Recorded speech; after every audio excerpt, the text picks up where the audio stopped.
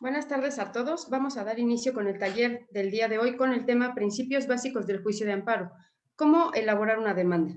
Que será impartido en esta ocasión por el maestro en Derecho Fiscal, actualmente secretario del Poder Judicial de la Federación del Segundo Tribunal Colegiado del Segundo Circuito, el maestro Guadalupe Mejía Gaitán. Adelante, maestro, ¿me escucha?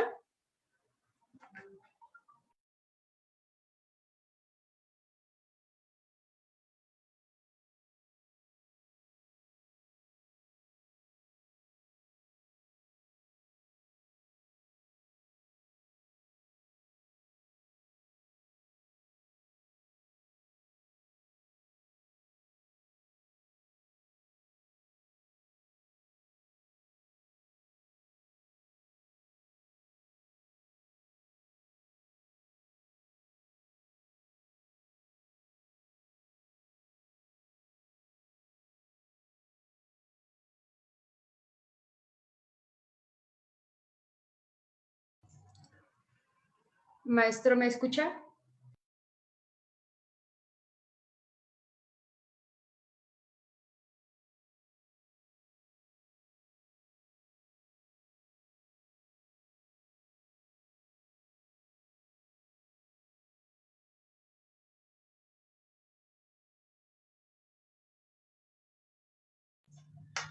Les pido su paciencia unos minutos en lo que arreglamos unos detallitos técnicos con el docente, por favor.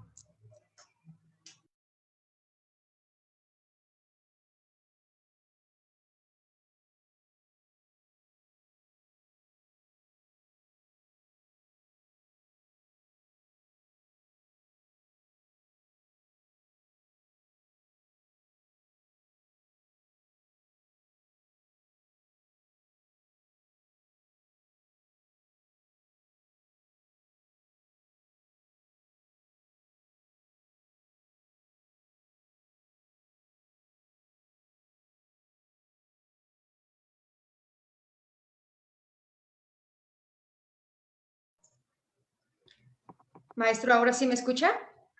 Buenas tardes. ¿Sí me escuchan? Buenas tardes. Adelante, maestro. Sí, ya se escucha. Buenas tardes. Perfecto, Vamos ya se a escucha dar y se ve. Perfecto. Vamos a dar la plática de los conceptos básicos del juicio de amparo y cómo elaborar una demanda, evitando formular malos conceptos de violación. Ahí alcanzan a ver mis diapositivas. Para Sí, sí empezar, se alcanzan a ver. vamos a ver cuáles son los principios rectores del juicio de amparo, que es una de las cuestiones básicas que tienen que saber al momento de elaborar una demanda de amparo, porque ya muchas veces surge una causal de improcedencia que imposibilita que el órgano jurisdiccional pues estudie su demanda. Entonces es muy importante saber estos principios rectores que cuando llevan la materia de amparo pues es de lo primero que se enseña cuando dan la materia. Para empezar tenemos el principio de instancia de parte, que nos dice que el juicio de amparo siempre se debe de iniciar por la parte a la que tenga interés. Antes se decía que era la que tenía un interés jurídico. Ahora con las reformas a la ley de amparo, pues ya tenemos que, aparte de interés jurídico, ya tenemos otro nuevo concepto, que es el interés legítimo, que es más amplio que el interés jurídico. Pero aunque el interés legítimo sea más amplio, no significa que cualquier persona pueda acceder al juicio de amparo, sino debe de tener un derecho sustantivo a su favor. Si no tiene este derecho sustantivo a su favor y este no es perjudicado por un acto de molestia que es el de la autoridad responsable, pues no va a poder acudir al juicio de amparo. Este principio es muy importante en ese sentido, ya que si no acredita que que el juicio de amparo se está promoviendo por la parte que le perjudica el acto reclamado, pues va a actualizarse una de las famosas causales de improcedencia y por lo tanto se les va a desechar desde un inicio su demanda de amparo. Entonces es muy importante que el quejoso es el que venga al amparo, si bien puede designar autorizados conforme al artículo 12 de la ley de amparo, es importante que el quejoso firme la demanda. Hay un caso excepcional en donde no va a ser posible que el propio quejoso firme la demanda. En este caso que les voy a platicar es un caso excepcional, se da en la materia penal, cuando el quejoso está privado de su libertad, ya sea esté arraigado o incomunicado. En ese caso, la ley de amparo posibilita para que una tercera persona pueda promover el juicio de amparo. Eso lo dice el artículo 15 de la ley de amparo, que nos dice que cuando se trate de actos que importen peligro de la privación de la libertad, cualquiera otra persona podrá promover el juicio de amparo, aunque sea un menor de edad. Esta demanda que va a promover otra persona no tiene que cubrir todos los requisitos como tal de una demanda de amparo, sino solamente basta que sea el nombre del quejoso, dónde está recluido en su caso y si se conociera la autoridad responsable. En este aspecto de esta demanda por un tercero, por el momento no va a ser necesario los conceptos de violación. ¿Cuándo van a ser los conceptos de violación necesarios? Si bien una tercera persona lo puede iniciar, el juez de distrito tiene que designar a un actuario para que acuda al domicilio que señale la persona donde esté recluido el quejoso, incomunicado o arraigado, para que vaya al actuario con el quejoso y le diga si su deseo ratificar la demanda de amparo que promovió esta tercera persona. Al ratificarla, ya tiene que el quejoso pues cumplimentar todos los demás requisitos de la demanda, que lo más importante siempre en una demanda de amparo son los conceptos de violación. A ella los va a tener que formular, como lo vamos a ver más adelante. Entonces este es el principio, el básico, el principio de distancia de parte, que para iniciar el juicio de amparo es forzoso que acuda el que se ve afectado sus derechos fundamentales. Hay una excepción, que es este artículo 15 que les acabo de comentar. El otro principio básico es el de principio de existencia de agravio personal y directo. Aquí nos decía que la persona, el quejoso, debe de tener una afectación en sus derechos fundamentales del acto reclamado y de la autoridad responsable que se lo atribuya. Aquí es donde les digo que entra ya el nuevo término, el de interés legítimo, que es más amplio que el interés jurídico, pero siempre es necesario que haya un agravio personal y directo del acto reclamado. Si no hay afectación o un menoscabo a sus derechos fundamentales, pues no tendría razón de ser el juicio de amparo. Es muy importante, pues, que haya una afectación. El del principio de definitividad es el que nos dice que antes de acudir al juicio de amparo, se deben de agotar todos los medios de defensa ordinarios antes de acudir a este juicio. Si es amparo directo, recordarán que el amparo directo solamente su procedencia procede contra sentencias definitivas. ¿Qué quiere decir sentencias definitivas? Que ya no hay ningún medio ordinario de defensa, ya sea recurso de apelación o revocación, que pueda modificar esa sentencia. Ahí se da el supuesto en la sentencia definitiva cuando ustedes en un juicio de origen, ya sea civil o penal, reciben una sentencia, interponen recurso de apelación y en contra de la resolución de ese recurso de apelación, pues ya el Código Civil o el Código Penal, pues ya no estipula ningún otro recurso y puedan ustedes interponer en contra de esa sentencia de apelación. En ese caso, pues ya ustedes podrán promover el juicio de amparo directo. A eso se le considera una sentencia definitiva, que ya no proceda algún otro recurso ordinario, sino que ya la única vía sea el juicio de amparo. En el amparo indirecto, pues su procedencia es más vasta, pero lo podremos generalizar que el juicio de amparo indirecto procede contra actos reclamados que sean de imposible reparación cuando ustedes vean que un acto les afecta de cualquier autoridad responsable en su carácter, puede ser autoridad responsable particular o moral, pero siempre y cuando que se acredite que haga actos de autoridad, que estén en una relación de suprasubordinación. En ese caso, pues se considera como un acto de autoridad y si ese acto les restringe algún derecho fundamental de ustedes, ya sea la libertad del trabajo, de los bienes, de la salud, un acto de imposible reparación, podrán acudir al juicio de amparo indirecto. Esa es, la procedencia en general es contra actos de imposible reparación, el indirecto.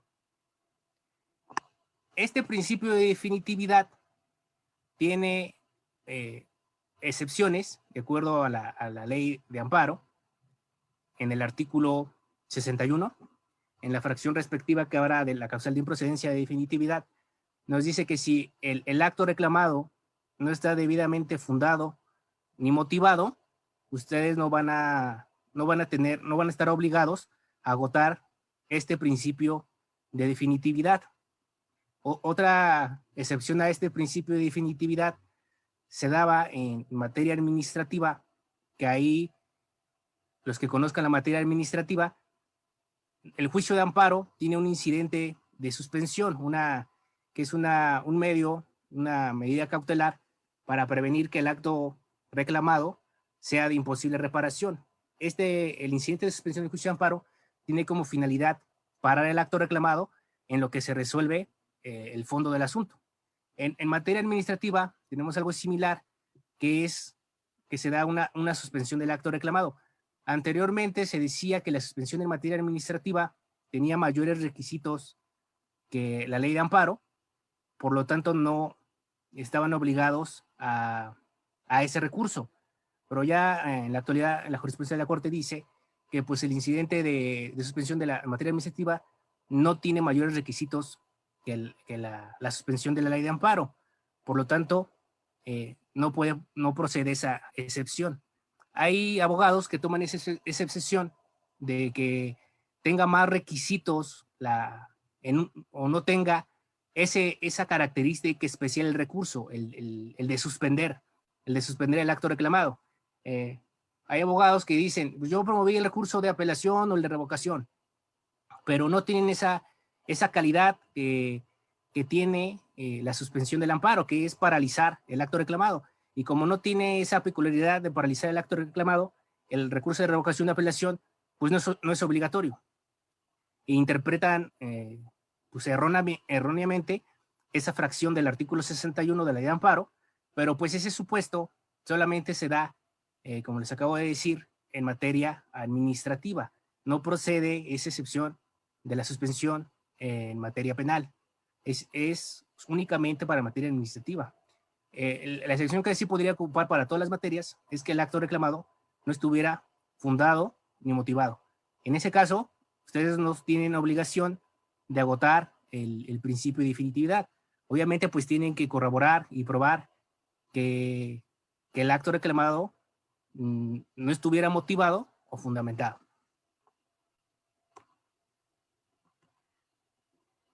Están las demás excepciones, que cuando sean actos que impongan peligro del artículo 22 constitucional, resulte violatorio del 16, 19, 29, el que les acabo de decir carece de fundamentación, personas extrañas a juicio, en materia administrativa, como les acabo de decir, la ley del acto reclamado no prevé la suspensión, y contra amparo contra leyes, contra el primer acto de aplicación, proceda algún recurso que será optativo a agotarlo. Estas son en sí las excepciones que no pudieran estar obligados a agotar el principio de definitividad. Aquí tenemos más.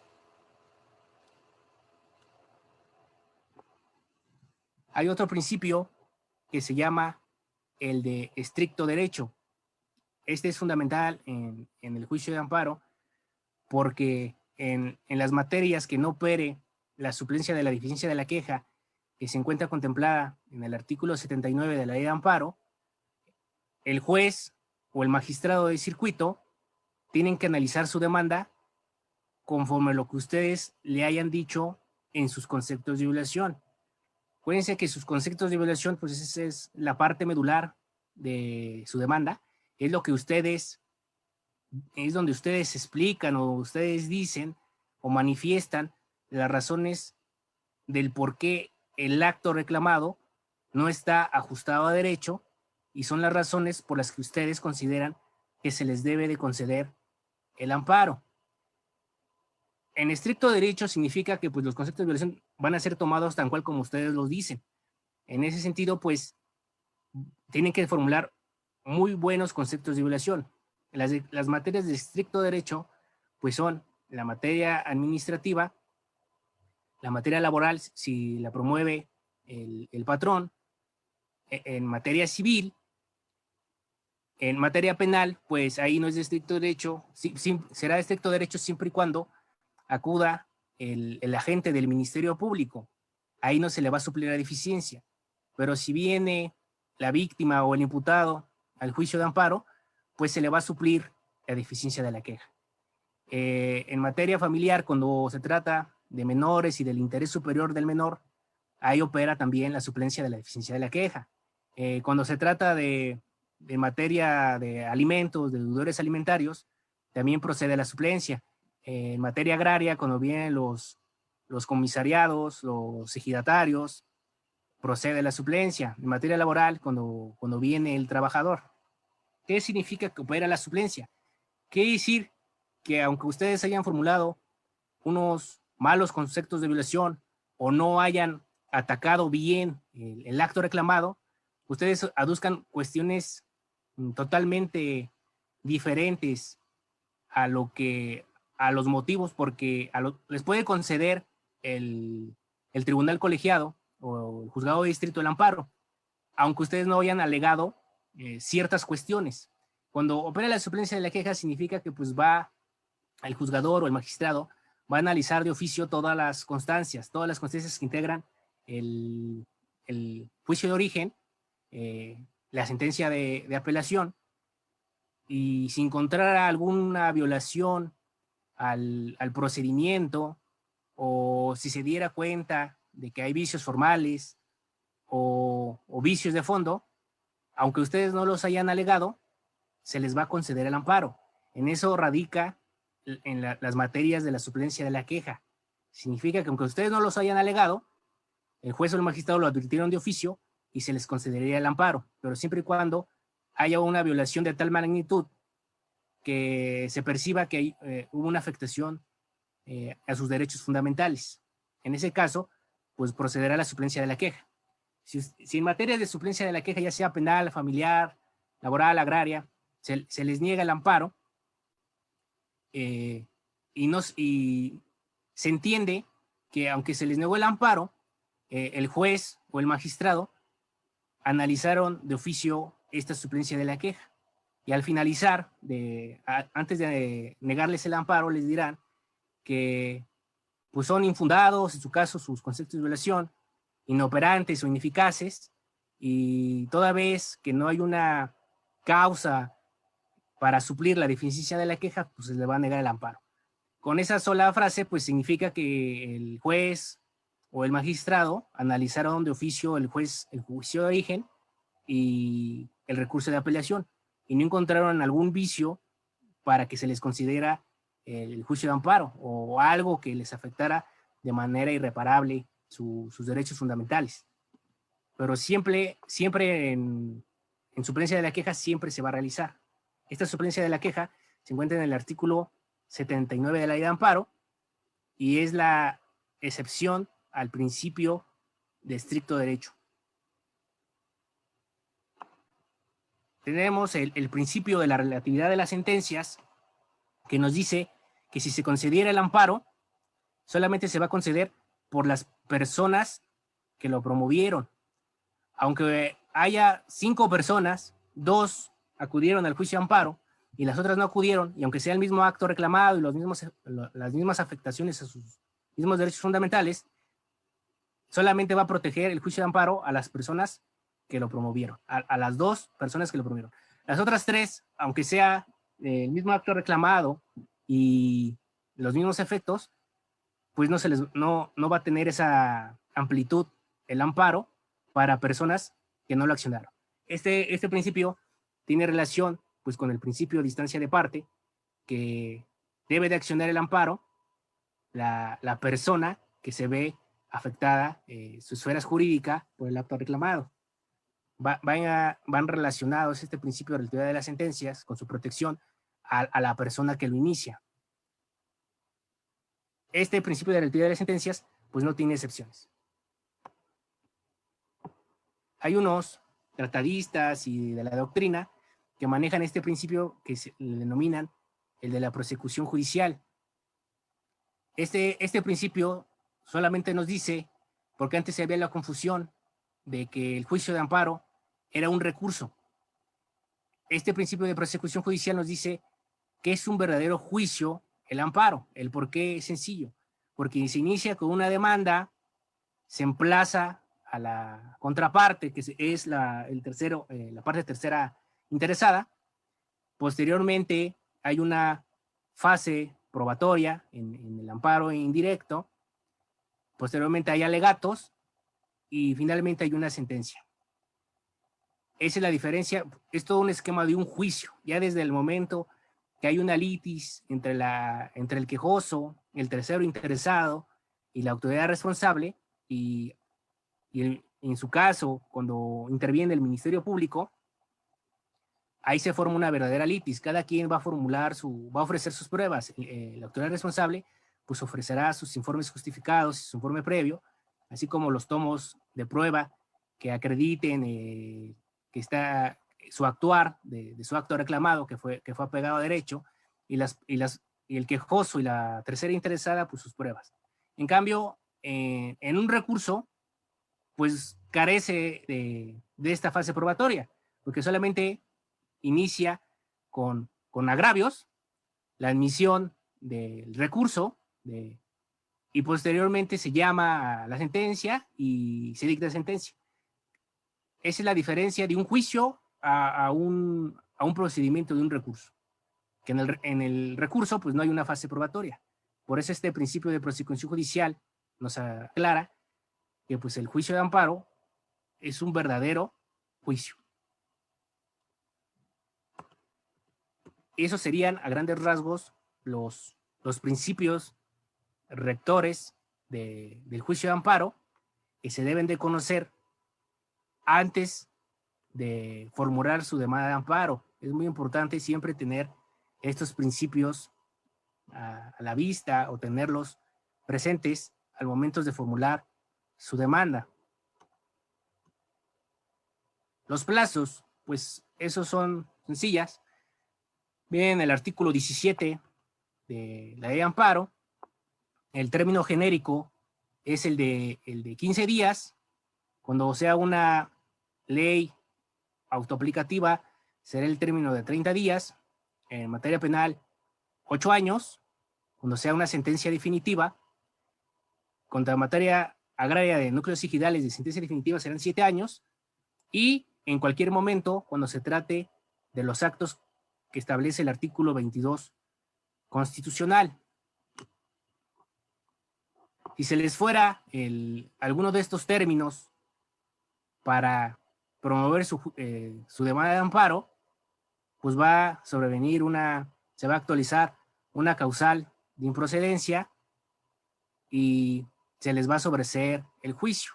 Se les va a decir que pues ustedes consintieron tácitamente el acto reclamado. ¿Por qué tácitamente? Porque pues ustedes no promovieron el juicio de amparo dentro del término que correspondía por ley.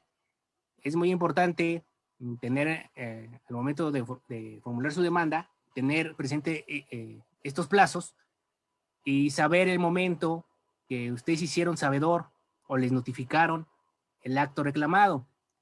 A partir de ahí, acuérdense que es notifica, surte y cuenta.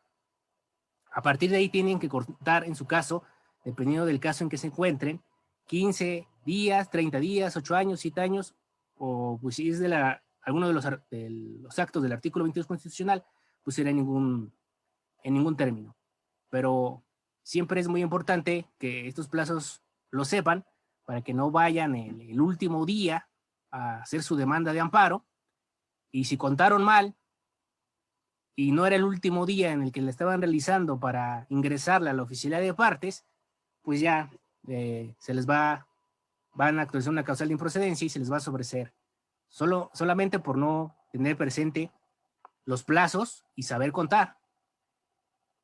Ahora, en la actualidad, de acuerdo a la pandemia, aparte de estos plazos, pues se deben de conocer los acuerdos generales que ha establecido el Consejo de la Judicatura Federal para establecer cuándo se han suspendido plazos, cuándo se han reanudado, y estar al pendiente de eso. Porque si ustedes hicieron mal el cómputo y no tomaron en cuenta estos acuerdos de suspensión o reanudación de plazos, pues ahí también podría haber una falla en su conteo y por lo tanto se le sobreseería su juicio de amparo. Ahora vamos con las causales de improcedencia, las que les he estado hablando. Estas vienen en el artículo 61 de la ley de amparo. Estas causales de improcedencia aquí sí son varios supuestos en los que su demanda de amparo no va a prosperar. Y por lo tanto se va a sobreseer el juicio. ¿Qué es sobreseer el juicio? El sobreseimiento es poner fin al juicio sin resolver el fondo del asunto. ¿Por qué se dice que pone fin al juicio sin resolver el fondo del asunto? Porque en su demanda de amparo se va a actualizar alguna de las fracciones del artículo 61. Se va a realizar el estudio correspondiente solamente de esa causal, pero no se va a entrar al estudio de sus conceptos de violación, que es lo que ustedes quieren, que, como ya les dije, los conceptos de violación son las razones del por qué ustedes consideran que el acto reclamado transgrede sus derechos fundamentales, las razones del por qué quieren que se les conceda el amparo. La causa fatal de la causal de improcedencia, pues, es que no se estudien sus conceptos de violación, sus razonamientos lógicos jurídicos que ustedes plasmaron, sino solamente se les va a poner fin diciendo se actualiza esta causal, por ejemplo, la de no promovió en 15 días, la promovió hasta 17 días, por lo tanto, pues es extemporánea su demanda y ya se le pega en una jurisprudencia, resuelve, se sobresee el juicio de amparo. Así de sencillo va a ser un proyecto de sentencia de 15 hojas. No va a dar más. Por eso es importante que ustedes conozcan estas causales. Se las voy a dar las más importantes o las que más se actualizan para que ustedes tengan conocimiento y no vayan a caer en alguna de ellas. O ya si ven que pues, el acto reclamado se va a actualizar, pues ya no se puede hacer nada, pues, ya se actualizó. El hecho de que una causal de improcedencia se actualice, ya no van a poder hacer nada. Porque a menos que ustedes tuvieran una prueba o algo, manifestaran algo, o quisieran ver que pues, la causal de improcedencia no se manifiesta. Por ejemplo, en sentencias de amparo directo, cuando hay que recordar que el artículo 62 de la ley de amparo nos dice que aunque no se aleguen estas causales de improcedencia, que aunque no las alegue la autoridad responsable o la parte tercera interesada, estas se deben de estudiar de oficio. Eso viene en el artículo 62 de la ley de amparo, que nos dice que el estudio de las causales de improcedencia pues es un estudio oficioso. ¿Y qué quiere decir oficioso? Que pues ya sea el juez o el magistrado de circuito tiene que primero corroborar que en su juicio de amparo no se actualice ninguna causal. Él tiene la facultad y los medios para, si tiene duda de que en su caso se actualiza una causal, él puede investigar si se acredita o no.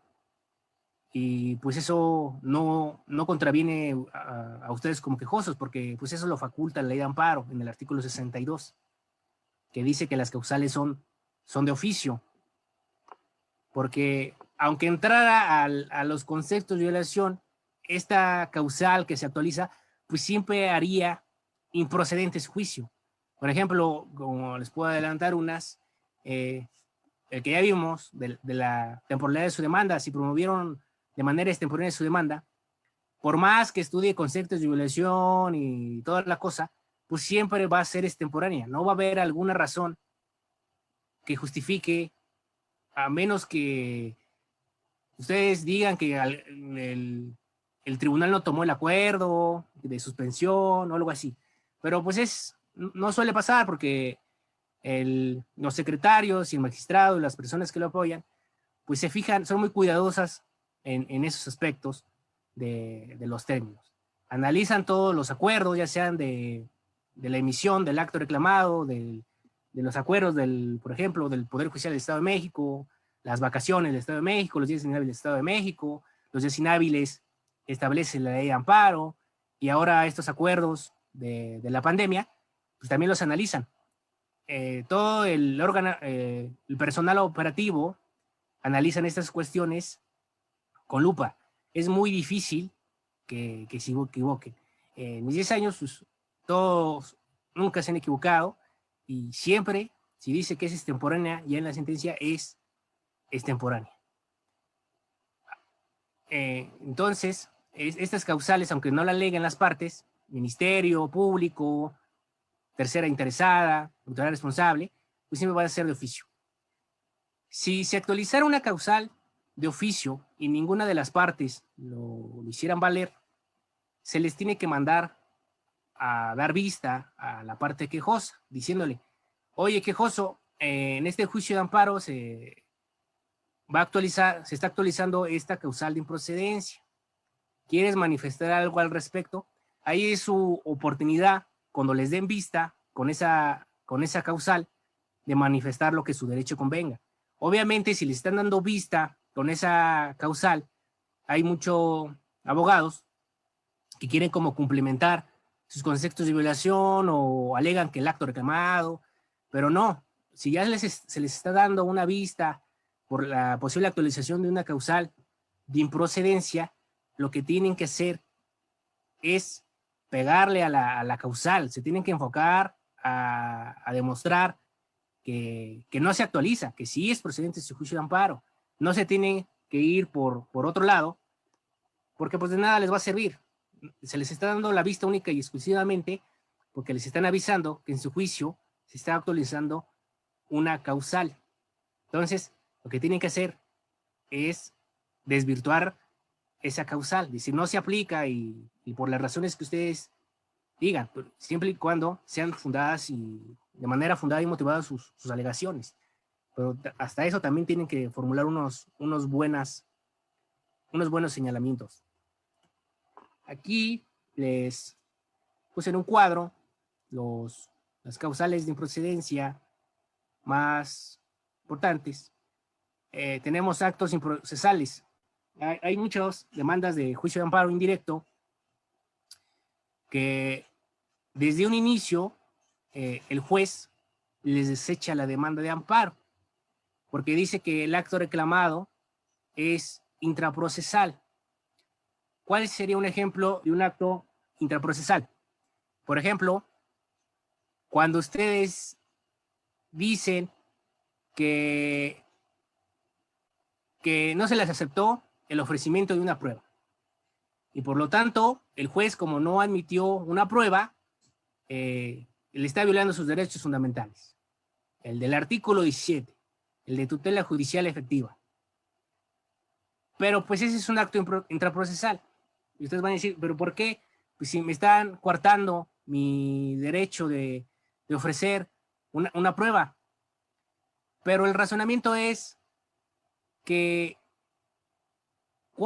sería trascendente porque aún no sabemos, si bien no se les está emitiendo una prueba por las razones que haya expuesto el juez. Pero a lo mejor se va desarrollando las pruebas, los alegatos y se dicta sentencia. Se dicta sentencia y la parte que decía que no se les había admitido una prueba gana. Entonces, ¿cuál fue la vulneración de su derecho fundamental? Porque aún no sabemos si vaya a perder o ganar la parte que no se le haya admitido la prueba. Es una incertidumbre. Todavía puede ganar. Y si no ganara, todavía tiene el recurso de apelación. Y en ese recurso de apelación, si no ganó en el juicio de origen, a lo mejor en la apelación gana. Y en ese sentido, se va a revocar la sentencia del juez de origen. Entonces, esa no admisión de la prueba, si se percatan, no hay una afectación, porque todavía puede ganar el juicio de origen. Si no lo gana, puede interponer recurso de apelación. Y si no gana el recurso de apelación, todavía tiene el juicio de amparo. O sea, todavía tiene varios, es una incertidumbre que se va a resolver en el juicio de origen, que se va a resolver en la apelación, que se va a resolver en el juicio de amparo. Por eso se considera, en este caso, en el ejemplo que les doy de la no admisión de la prueba, de una prueba en el juicio de origen, se considera como intraprocesal.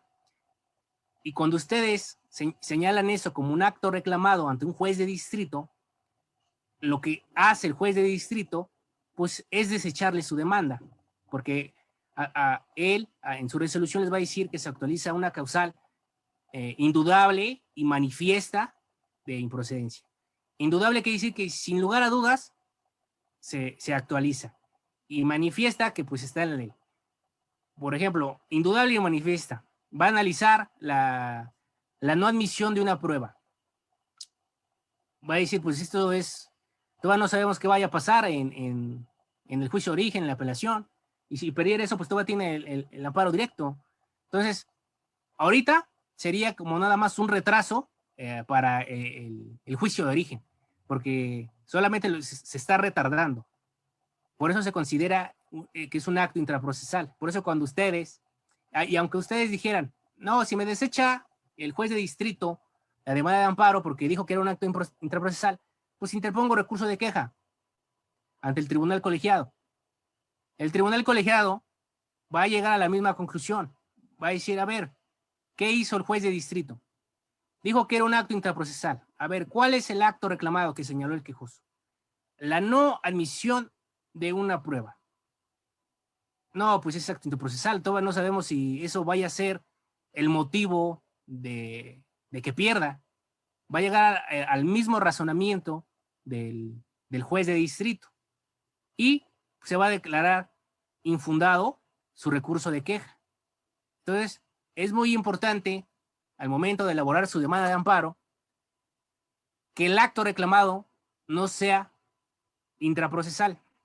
Intraprocesal quiere decir que aún puedan ganar, por ejemplo, la no admisión de una prueba, o por ejemplo, que no se emplacen a otras terceras personas.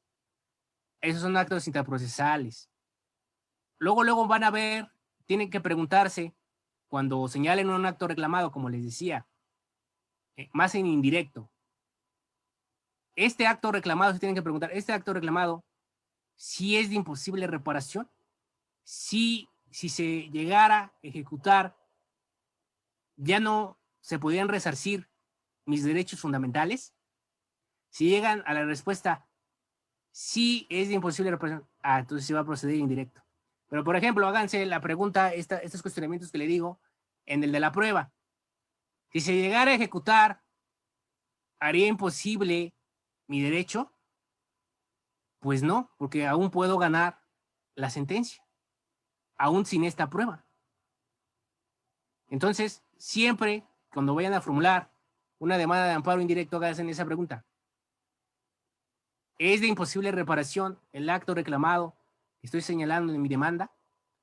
Que llegara a ejecutarse el acto, ¿ya no me podrían resarcir mis derechos? Si llegan a la conclusión que sí, pues iba a proceder. Pero si ustedes mismos dudan, pues el juez de distrito no va a dudar y él les va a desechar su demanda de amparo, porque les va a decir que son actos intraprocesales y que se actualiza una causal indudable y manifiesta. Ahora vamos con la de los actos inatacables. ¿Cuáles serían actos inatacables? Pues tenemos que, por ejemplo, los de la Suprema Corte de Justicia de la Nación. Todo lo que resuelva la Suprema Corte de Justicia de la Nación, pues es inatacable. ¿Por qué? Porque no hay ningún órgano jurisdiccional superior a la Corte. Entonces todas las resoluciones de la Corte, pues no son atacables, no pueden promover un juicio de amparo contra actos de la Suprema Corte, contra sentencias, contra una jurisprudencia, contra sentencias de acciones de inconstitucionalidad o controversias constitucionales. Otra causal de improcedencia con actos inatacables es en materia electoral. Contra materia electoral, pues no procedería, porque si se fijan, en el organigrama del Poder Judicial de la Federación, tenemos al Consejo de la Judicatura Federal, que también sus actos son inatacables, porque el Consejo de la Judicatura Federal solamente se encarga de cuestiones administrativas del Poder Judicial de la Federación. La Suprema Corte, pues es el alto tribunal de nuestro país, no hay nadie arriba de él. Y a su vez, a la par de la Corte, en su materia electoral, tenemos al Tribunal Federal Electoral. Ni las jurisprudencias de la Corte hablan o se meten en temas electorales, sino que el Tribunal Federal Electoral emite sus propias jurisprudencias. Entonces, si ustedes quisieran promover un juicio de amparo contra el electoral, pues tampoco va a proceder, porque ellos tienen sus propios recursos. Y él, en su materia electoral, está a la par de la Corte, que la Corte, pues, como ya sabrán, son 11 ministros, compuesta de 2 salas. La primera sala, penal y civil. La segunda sala es administrativo y laboral. Ahí, si se fija, pues no hay materia electoral. Es muy especial esa materia. Entonces, esos serían los famosos actos inatacables, así como actos inatacables serían que cuando en amparo directo se les niegue el amparo, que ustedes quisieran promover un juicio de amparo en contra de los magistrados de circuito que les negaron el amparo, pues tampoco va a proceder ese amparo. Esos son ejemplos de actos inatacables. Y siguiente, causal de procedencia, pues es el que ya vimos, definitividad, que ustedes están obligados a agotar este principio. Y ya vimos anteriormente las excepciones. Tenemos el cambio de situación jurídica, que se ocupaba antes en materia penal, en el sistema clásico, cuando había una orden de aprehensión y se dictaba auto de formal prisión, se decía que había un cambio de situación jurídica y hay una jurisprudencia de la Corte, ya, pero pues solamente explica el sistema clásico, que decía que pues, si el acto reclamado, ustedes señalaban una orden de aprehensión o una detención, y ya posteriormente de los informes justificados que rindieran las autoridades responsables, señalaba que ya habían ejecutado esa orden y que ahora ustedes estaban en prisión, pues ahí operaba este famoso cambio de situación jurídica. Ahora, en la actualidad, en el nuevo sistema acusatorio, si ustedes tienen una orden de aprehensión y se les actualiza el auto de vinculación a proceso, antes se aplicaba esta jurisprudencia vieja que les digo de cambio de situación jurídica, de orden de aprehensión, auto de formal prisión, y operaba un cambio de situación y se les sobreseía el juicio por esa jurisprudencia de la Corte. Pero ya en la actualidad, pues ya tenemos principios nuevos, los principios orales de inmediación, de concentración.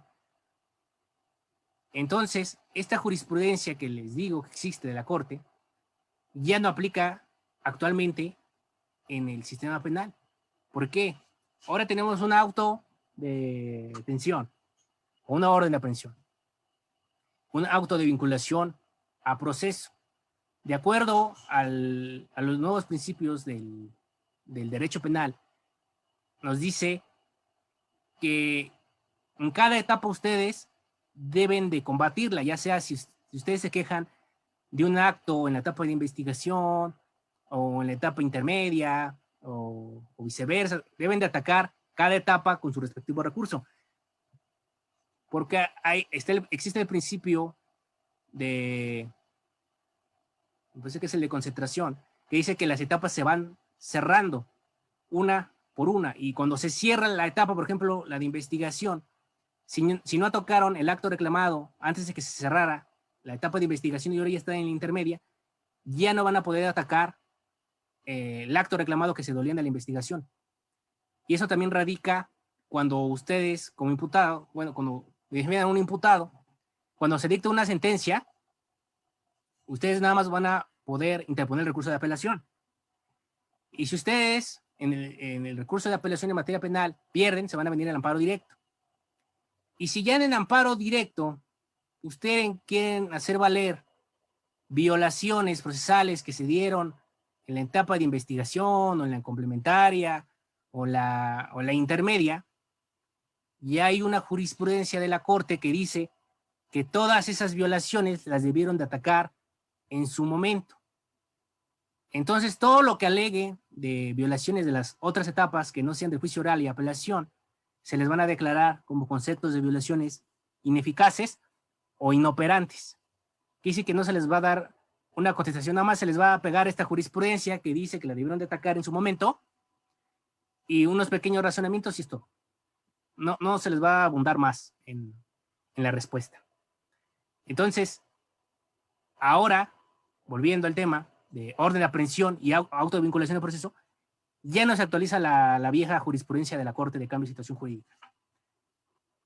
Si lo hiciera el juez de distrito, ustedes pueden interponer un recurso de revisión, lo va a conocer el tribunal colegiado, y van a revocar la determinación del juez. Van a revocar, en su caso, el sobreseimiento si aplicó esta jurisprudencia vieja, que a lo mejor se siguen aplicando en algunos circuitos. Todavía siguen aplicando esta vieja jurisprudencia, pero ya no es ajustado a derecho. Lo que tiene que hacer el juez de distrito, si hay un auto de vinculación a proceso y ustedes señalan como acto reclamado la orden de aprehensión, lo que tiene que hacer ahora el juez de distrito es requerirles, oye, quejoso, aquí la autoridad responsable en su informe justificado dice que ya hay un auto de vinculación a proceso en tu contra. ¿Quieres ampliar la demanda en contra de este acto destacado? Y ustedes tienen que decir, sí, también deseo ampliar mi demanda de amparo en contra de este auto de vinculación. Entonces, ¿qué va a estudiar el juez de distrito? Ya, si ustedes ampliaron su demanda también por este auto de vinculación, va a analizar los dos actos, va a analizar la orden de aprehensión y posteriormente va a analizar en la misma sentencia el auto de vinculación. Eso es lo que aplica ya en la actualidad. Entonces, si ustedes aplican la vieja jurisprudencia de cambio de situación jurídica de acto de orden de aprehensión y acto de forma de prisión, pues recurso de revisión y señalan esta cuestión, buscan la jurisprudencia que dice del principio de continuidad, se llama el principio de continuidad, que dice que las etapas se van cerrando una por una y que por eso ustedes tienen el derecho de atacar en cada fase cada acto procedimental. Y así les van a revocar la sentencia del juez de distrito y si no les requirieron, si no les dijo si era su deseo ampliar, el tribunal le va a decir que les diga que si desean ampliar por ese acto. Ya ustedes dependerá que digan sí o no. Y si dicen sí, como les digo, se va a analizar en una misma sentencia los dos actos. Orden de aprehensión y también el auto de vinculación a proceso. Eso es con respecto a un ejemplo del cambio de situación jurídica. El de falta de interés jurídico legítimo, pues ya lo vimos, es uno de los principios rectores del juicio de amparo. Ya les dije que pues, si carecen de interés, pues va a ir para atrás su demanda. el de la cesación de efectos del acto. Este se da, por ejemplo, cuando ustedes se duelen de una cuestión procedimental y ustedes a su vez interponen en el juicio de origen, por ejemplo, que no se les haya admitido una prueba. Otra cuestión, que no se les haya, por ejemplo, emplazado. No se les emplazó. Y ustedes promueven incidente de nulidad de actuaciones. Y en el incidente de nulidad de actuaciones se declara que el emplazamiento estuvo bien. Y ustedes en el juicio de amparo se duelen del indebido emplazamiento como acto destacado en su demanda de juicio de amparo indirecto. El juez de distrito les va a decir, ese acto que tú dices y esos son sus efectos, te voy a sobreseer. Y ustedes van a decir, pero ¿por qué no estudió mi demanda? Pues mi dolí del emplazamiento. Sí, pero tú interpusiste un incidente de nulidad de actuaciones y ya se te resolvió ese incidente de nulidad de actuaciones y se te dijo que el emplazamiento estaba bien. ¿Qué debiste de haber atacado en el juicio de amparo indirecto? Debiste de haber atacado la resolución de ese incidente de nulidad de actuaciones, porque eso que ya se resolvió en esa interlocutoria ya superó el emplazamiento. Lo que tú te dolías ya se estudió ahí, ya hay una resolución interlocutoria. Entonces lo que tú debiste de haber hecho era atacar esas razones que te dieron del que dijo que el emplazamiento está bien. Pero en sí, el emplazamiento no, sino la resolución, pues tú ya promoviste un incidente, ya superó lo que tú estabas doliendo. En ese caso, si se duelen del emplazamiento y no de la resolución del incidente de nulidad de actuaciones, se va a operar esta cesación de efectos del acto. Entonces, es muy importante que ustedes tengan presente que si ustedes se duelen de algo y interponen otra cuestión, deben de atacar lo último. Si atacan lo primero, pues ya hace sus efectos por lo posterior. Es una regla. Aquí tenemos un importante que es la desaparición de la materia. Quiere decir que pues el acto reclamado pues ya desapareció.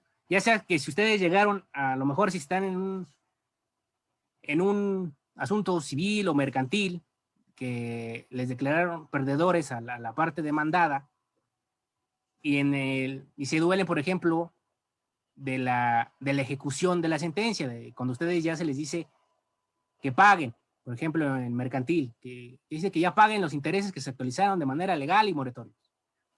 La cifra de 50,000 pesos. Y ustedes interponen un juicio de amparo indirecto contra la actualización de esos intereses. Pero pues en el transcurso del pleito de ustedes, llegan a un convenio con el actor y en lugar de 50 le pagan 30 y dice el actor, está bien, ya, yo me doy por pagado. Entonces, su juicio de amparo, ¿qué va a ser? Como ya llegaron a un convenio, ustedes se dolían de la actualización de intereses de 50,000, pero pues ustedes ya llegaron a un convenio, pues ya desapareció la materia de su juicio de amparo. Se les va a actualizar esta causal y por ende se les va a sobreseer. La desaparición de la materia, pues no es otra cosa que pues el acto reclamado que ustedes señalen, pues desaparezca. Ya puede ser por diferentes razones, por ejemplo, puede haber en este caso el convenio que les digo, o a lo mejor si se dolían de que el Ministerio Público indebidamente les aseguró un bien inmueble y ustedes quieren ese bien inmueble. Pero hay un desastre natural, un terremoto, incendio, y queda en escombros ese inmueble. Pues ustedes querían que se les regresara, pero ya que se les va a regresar ya quedó destruido por una cuestión natural. Ya también desapareció la materia del juicio de amparo. este causal de improcedencia, pues es muy, no se aplica, casi es muy rara que se aplique. Solamente la he visto mayormente cuando llegan a convenio las partes.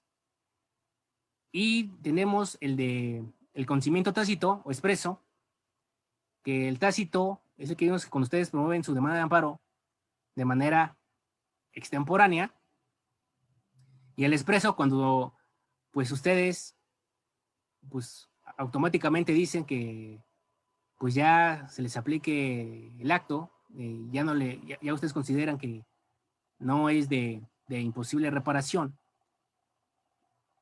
y eso sería un motivo de causal de improcedencia.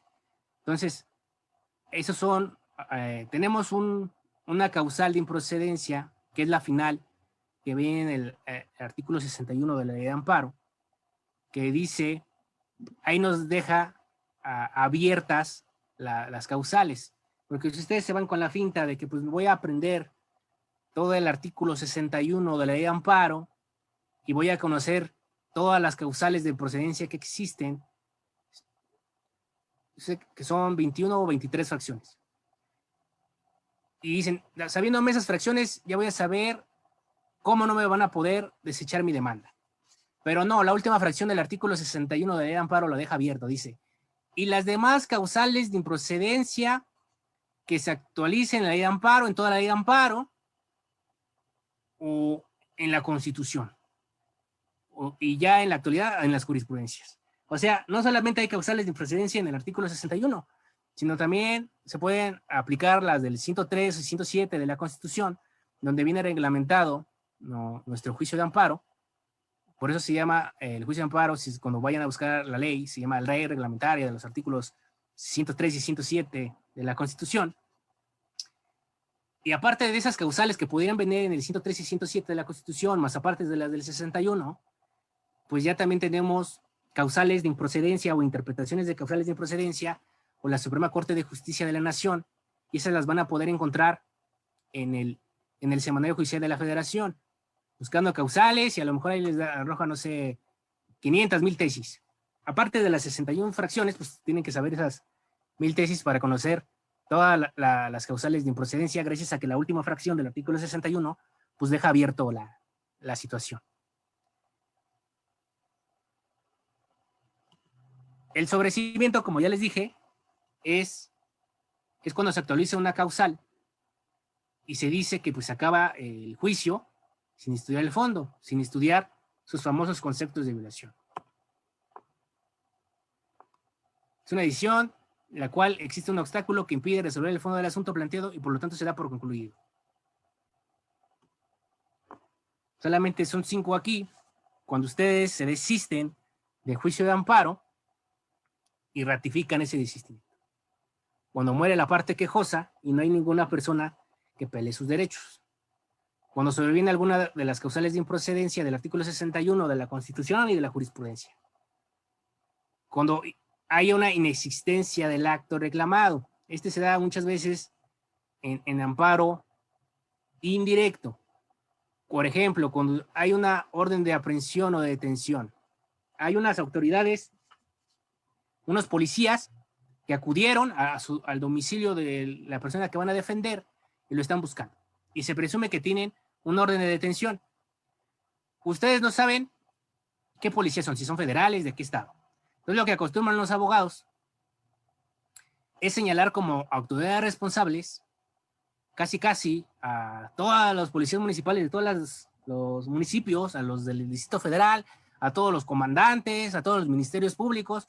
Es un juicio de amparo como de 100 autoridades.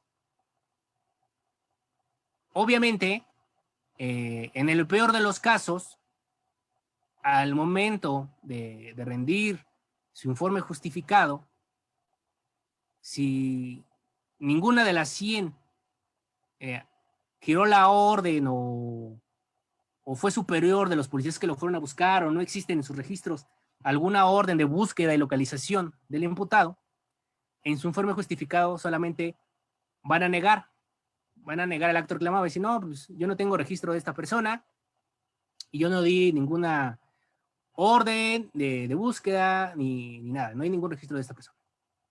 Entonces, si las 100 niegan sus informes justificados, va a proceder esta causal de sobreseimiento, que es la inexistencia del acto reclamado, y por lo tanto se va a sobreseer. Pues no hay nada que estudiar. Las 100 autoridades ya lo negaron, que sí que no existe. O bien, no señalaron a la autoridad responsable la correcta, señalaron a 100 incorrectas. Si de los 100, una acepta y 99 niegan, lo que va a proceder, va a haber dos resultivos en la sentencia del juicio de amparo indirecto. Por las 99 se va a sobreseer por inexistencia del acto reclamado.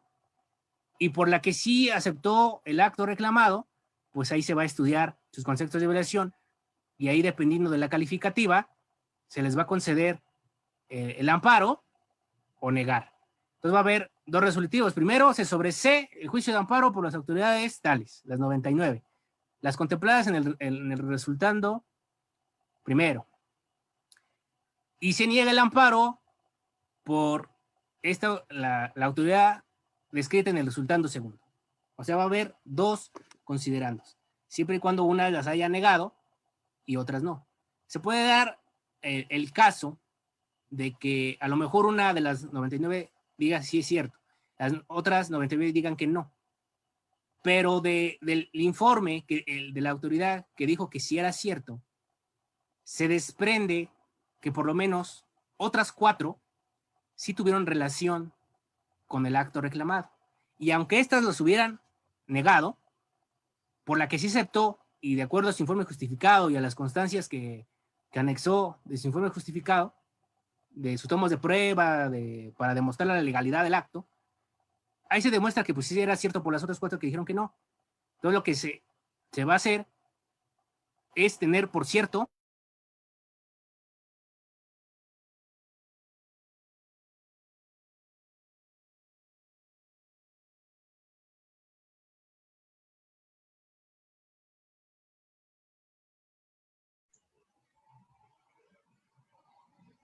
Maestro, ¿me escucha?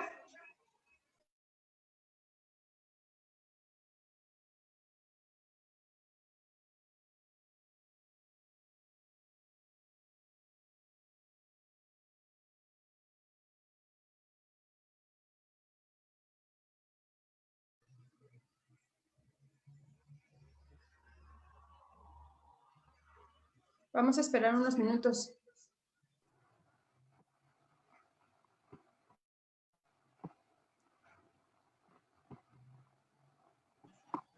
Maestro, ¿me escucha? Sí, creo que se fue el Zoom.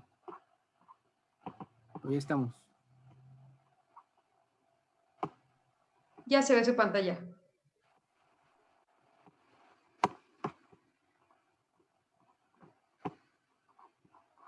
Perfecto.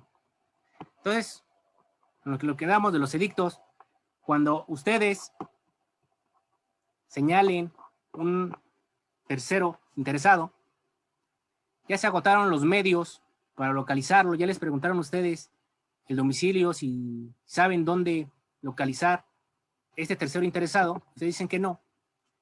Se va a checar en las constancias de los autos del juicio de origen, de la apelación, si hay algún domicilio de ese tercero interesado.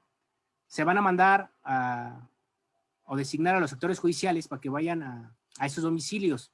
Si los actores judiciales dicen que pues hay imposibilidad, porque bien ya no vive, o les dijeron que no conocen a esta persona, lo que va a proceder es una investigación. El tribunal colegiado va a proceder a una investigación del tercero interesado. ¿En qué consiste esta investigación? Va a girar oficios a órganos, por ejemplo, a Telcel,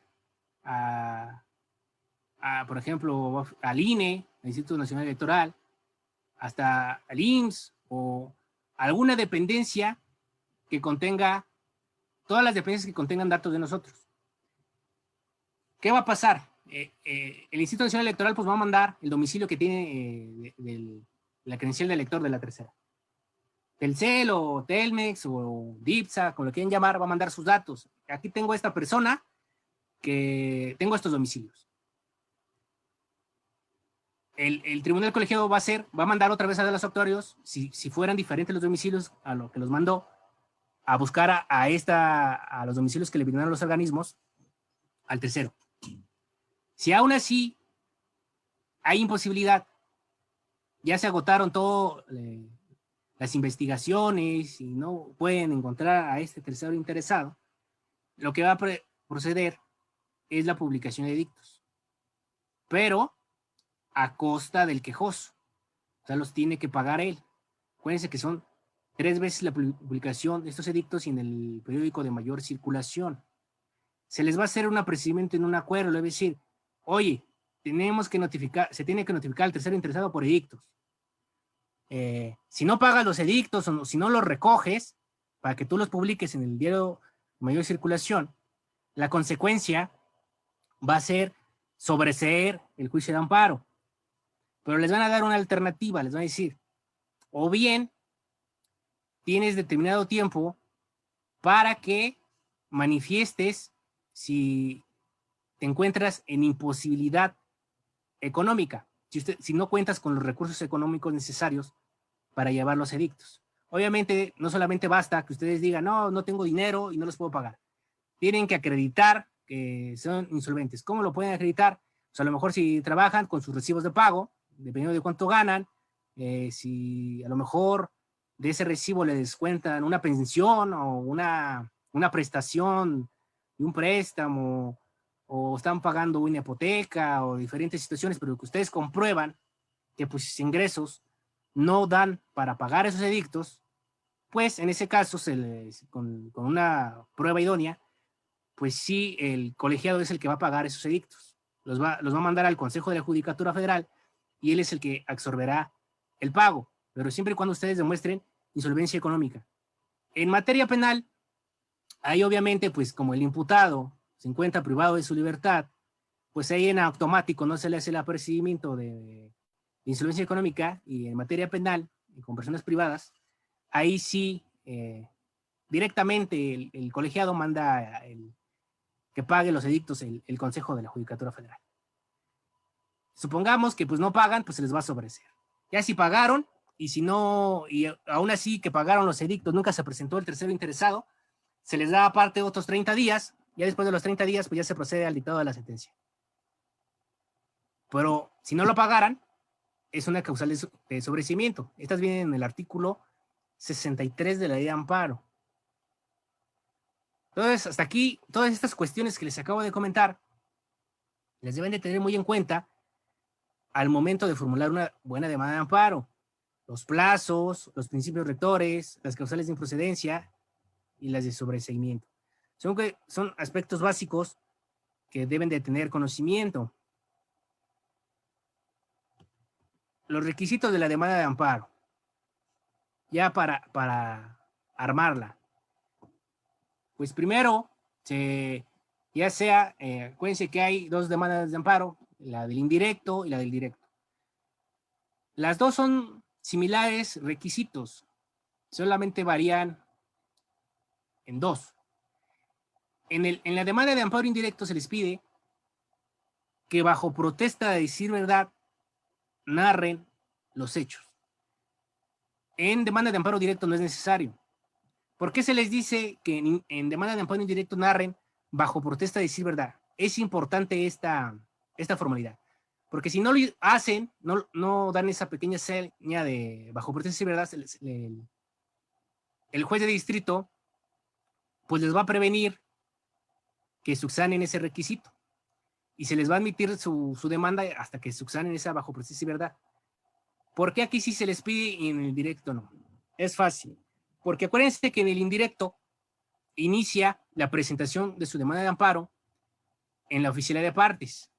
Y el juez de distrito solamente tiene para decidir si la desecha, si la previene o la admite, únicamente su demanda. ¿Y qué es lo que él se tiene que fijar en el auto inicial? ¿Qué es lo que va a poner más atención en el auto inicial? en sus hechos.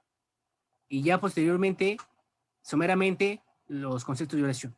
¿Qué va a ver en esos antecedentes y, en su caso, conceptos?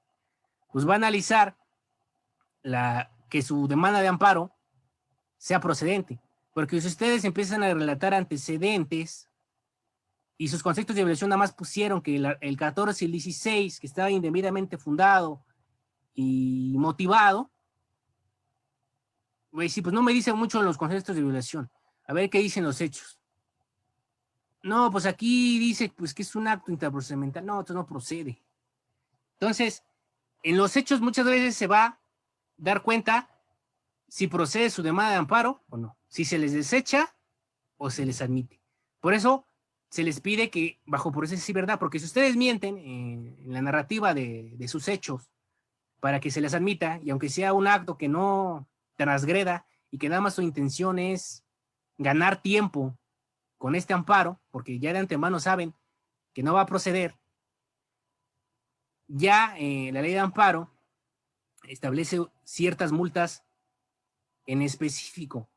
Ya se les va a multar dependiendo, ahí tiene la fracción específica que la que incurra en hechos falsos, en la narración de la demanda, van a ser acreedores a una multa, a una medida de apremio. Entonces, es muy importante que todo lo que narren en sus hechos no mientan. Por eso les piden la formalidad de bajo protesta y verdad.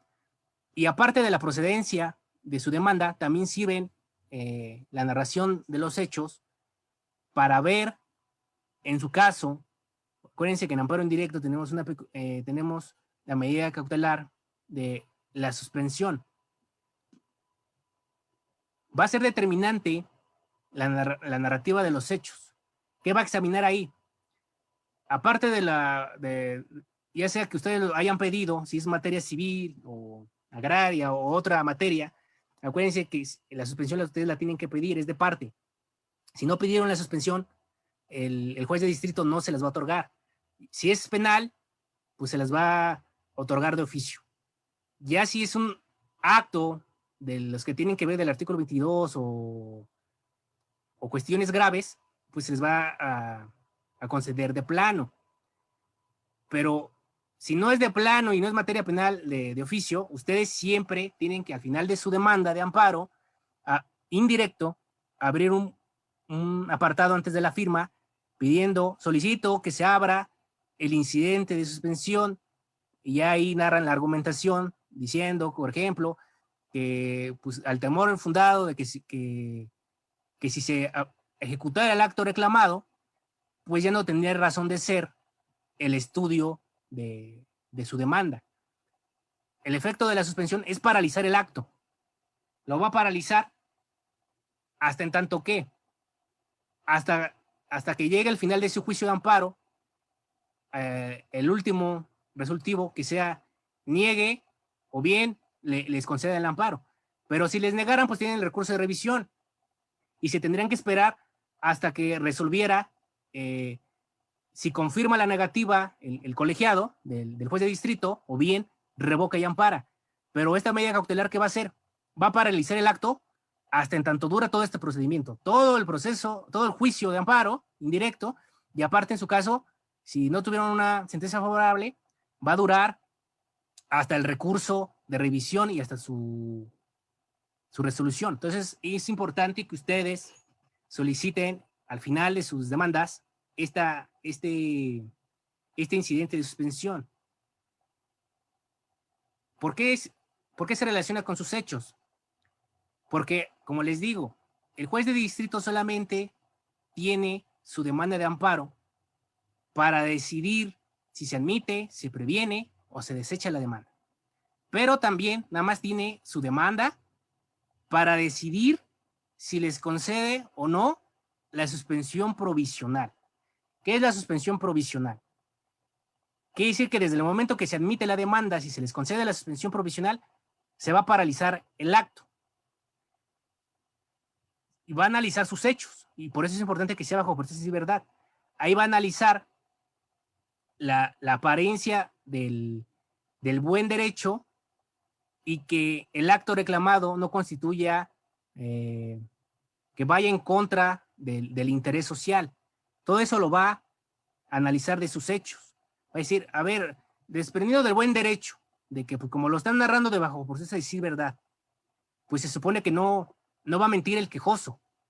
Por eso se dice, a la apariencia del buen derecho, de que todo lo que está diciendo es verdad.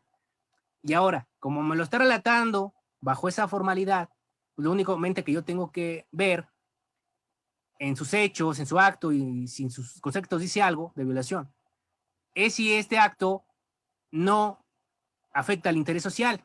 Si afecta al interés social, pues no se les va a conceder la suspensión. ¿Cuál serían ejemplos de que afecta el interés social? Pues son actos que por lógica afecten. Por ejemplo, que el acto reclamado sea el cierre de un centro donde vendan bebidas alcohólicas a menores. Pues es obvio que a la sociedad le importa el bienestar de los menores y eso de venta de menores pues está prohibido. O bien centros de vicio o vendan drogas en el lugar o estas hipótesis de que contraviene el interés social, me parece que viene en el artículo 121 de la ley de amparo. Es una serie de catálogos donde establece qué se entiende, cuáles son los requisitos o los supuestos del que no procede otorgarles a ustedes la suspensión provisional. Si se les concediera a la narrativa de sus hechos, va a decir, sí acredita la apariencia del buen derecho y no afecta el interés social. Le concedo la suspensión provisional, que no es otra cosa que paralizar el acto. Pero posteriormente, nada más estamos hablando de una provisional. Posteriormente se van a rendir informes previos. Los informes previos se rinden en el incidente de suspensión. Si en el informe previo arrojan otros datos diferentes, pues ahí ya va a ser motivo de que en la interlocutoria de este incidente de suspensión, o bien les concedan la suspensión definitiva o les nieguen la suspensión definitiva. Ya dependiendo en cada caso podrán interponer el recurso. Por ejemplo, si les niegan la provisional, tienen la suspensión provisional, van a interponer recurso de queja de 48 horas, el urgente, el que se resuelve en 2 días. Si les niegan la suspensión definitiva ya en interlocutoria, pues ya lo que ustedes deben interponer es un recurso de revisión. Pero todo esto se va a derivar de ¿qué? La provisional mayormente de sus hechos y que los narran con la formalidad de bajo protesta de decir verdad. Esa es la trascendencia de por qué en indirecto. Porque radica si se admite, se desecha, se previene y segundo, si les otorgan esta suspensión. ¿Por qué en directo no es necesario esta formalidad? Fácil. Porque acuérdense que en amparo directo, ahí promueven la demanda de amparo en la oficialidad de partes de la autoridad responsable.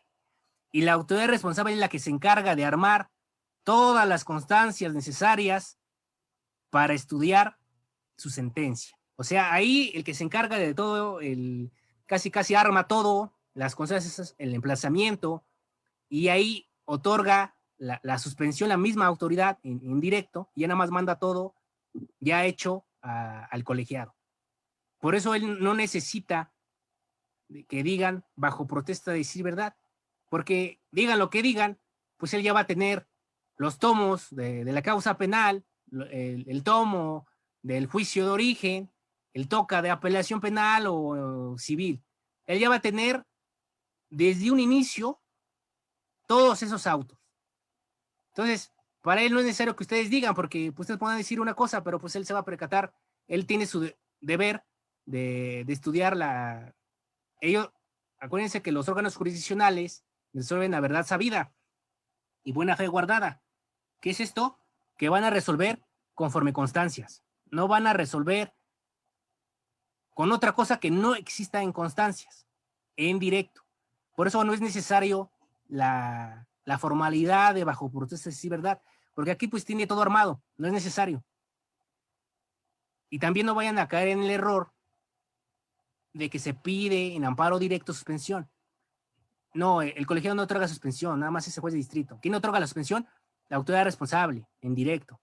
Y tampoco vayan a solicitar pruebas, ofrecer pruebas en directo, porque directo no tiene fase probatoria, nada más eso aplica en el indirecto. El directo solamente, como les digo, solamente va a analizar si es ajustado a derecho el acto reclamado respecto del estudio de las constancias. ¿Cuáles constancias? De los tomos del juicio de origen, de las causas penales y del expediente o el TOCA de apelación. Es lo único que va a examinar, y en su caso los discos, si son juicios orales. Es lo único que va a estudiar el colegiado. No va a admitir otra cosa que no existe en eso. Por eso ahí no es necesario el bajo protesta de decir verdad. Entonces, esas son las únicas diferencias que hay entre demanda directo e indirecto. La bajo protesta de decir verdad, la suspensión del acto reclamado y la fase probatoria. En directo, en amparo directo no va eso. Y los demás requisitos pues son los básicos. El nombre del quejoso, pues ustedes tienen que saber cuál es el quejoso. ¿Cuáles van a ser esos autorizados de ustedes? ¿Quiénes van a llevar el asunto? ¿Quiénes van a oír recibir notificaciones? Ya dependerá si ustedes nada más lo quieren para oír recibir notificaciones o también que promuevan a nombre del quejoso en amplios términos del artículo 12. El domicilio donde ustedes quieren ser notificados cuando vaya a hacer una notificación personal. Tienen que señalar el nombre del tercero interesado. ¿Tienes el nombre del tercero interesado? Pues su contraparte. La persona que tiene interés en que el acto reclamado subsista. Puede decir que es su antagonista de ustedes, de los quejosos. Tienen que señalar la autoridad responsable. ¿Quién fue el que emitió el acto reclamado? Pueden señalar ahí carácter de ordenadoras o ejecutoras. ¿Qué más tienen que señalar en su demanda de amparo? Los preceptos constitucionales violados. No confundan preceptos constitucionales violados con conceptos de violación. Los preceptos constitucionales violados son los artículos de la Constitución que ustedes señalan que se les infringen sus derechos fundamentales, que antes eran los clásicos, el 14 y el 16, el debido proceso y fundamentación y motivación. Ahora ya meten el 17, tutela judicial efectiva, y ya también ya meten el artículo 1. ¿Por qué el artículo 1 ya lo meten? Porque pues ahí viene el principio pro persona, que es el principio hermenéutico que nos dice que toda ley se debe de interpretar de la manera que más nos favorezca, o en su caso, si hay una restricción a nuestros derechos, de la manera menos restrictiva posible. Entonces, ya en la actualidad ya meten preceptos constitucionales violados, 1, 14 y 16, si son otras materias. En su caso, 17. Y así es penal, pues ya quieren meter casi todos. Meten 1, 14, 16, 20, 21. Pero eso nada más son los artículos constitucionales que ustedes estiman violados. Esos nada más van en el apartado de preceptos constitucionales. El otro apartado es el de hechos, el que ya les platiqué en el directo. Tiene que ser bajo proceso y verdad. Y viene la parte que nos interesa, los conceptos de violación. ¿Cómo formular buenos conceptos de violación? ¿Qué tienen que saber para formular buenos conceptos de violación? El chiste para formular buenos conceptos de violación es que ustedes no caigan en la calificación de la inoperancia. ¿Qué es la inoperancia? Ahorita les voy a explicar. Todos los requisitos son sencillos, esos vienen en la ley, no hay fallas, nombre de quejoso, autorizados, domicilios, autoridades responsables, el acto reclamado, hechos, pedir la suspensión, la firma y los actos y los conceptos de violación. Esos son todos los requisitos, estos vienen en la ley, no hay falla. Lo que nos interesa, el corazón de nuestra demanda de amparo, es saber formular buenos conceptos de violación. Los conceptos de violación, ¿cuáles son? Eso no, como les dije, son los razonamientos lógicos jurídicos del por qué consideramos que está mal el acto reclamado. ¿Cuáles son las posibles calificaciones de los conceptos de violación que puede dar el juez o el magistrado. Primero, les puede dar la calificación, son fundados. Si son fundados, ¿qué dice que ustedes ganaron? Les van a conceder el amparo, ya sea para efectos o Luis y llano. Si ustedes les declaran el concepto de violación infundados, ¿qué dice que no tuvieron razón? Y les van a dar argumentaciones de manera fundada y motivada, el colegiado del juzgado de distrito, del por qué no tuvieron razón. Inoperante o ineficaz. Si les dan la calificación en su concepto de violación como inoperante o ineficaz, quiere decir que ustedes no les van a dar una respuesta sustanciosa. Solamente les van a contestar, van a citar una jurisprudencia, unos pequeños argumentos, y a ustedes no se les va a dar contestación como ustedes quisieran. Ahorita vamos a ver ejemplos de estas inoperancias, qué es lo que quieren evitar, porque casi, como les digo a mis alumnos, casi les dicen a los abogados, ponte a estudiar, abogado, porque tu concepto de violación no atacó el acto reclamado, atacaste otra cosa totalmente distinta y no me guiaste al fondo. La finalidad de los conceptos de violación es que se los declaren fundados. Ya si no fueron fundados, aunque sea infundados, pero infundados ya quiere decir que pues ya le pegaron y les están dando razones del por qué no tuvieron razón. Inoperantes o ineficaces es contestarles casi como con un formato. Entonces, hay una última clasificación que se dice fundado pero inoperante. ¿Cuál es la fundado pero inoperante? ¿Qué decir? Tuviste razón. Por ejemplo, ustedes se duelen de que no les valoraron una prueba en la de apelación, que nunca dijo la de apelación, no tomó en cuenta un ticket para demostrar una compraventa, un ticket de un OXXO. Y les va a decir el colegiado, sí es fundado. Efectivamente, la sala de apelación no valoró ese ticket, pero es inoperante. ¿Por qué inoperante? No trasciende la valoración de ese ticket, porque hay otras 100 pruebas por las que no se acredita que tú tuvieras derecho a ese bien inmueble. Y si bien no valoró este ticket, es fundado, no trasciende para los fines que tú quieres. ¿Qué es lo que quieres? Pues que se te conceda el amparo y se destruya el acto reclamado, esa sentencia de apelación, y tú ganes. No es de tanta trascendencia ese ticket. Por eso es fundado, sí, tienes razón, no se valoró, pero es inoperante. En nada trasciende. Y ahí les van a explicar. Ese ticket, pues, no se relaciona con algún otro medio probatorio. Hay otros 100 pruebas que demuestran totalmente lo contrario. Entonces, vamos a explicar rápidamente los tipos de inoperancia que hay.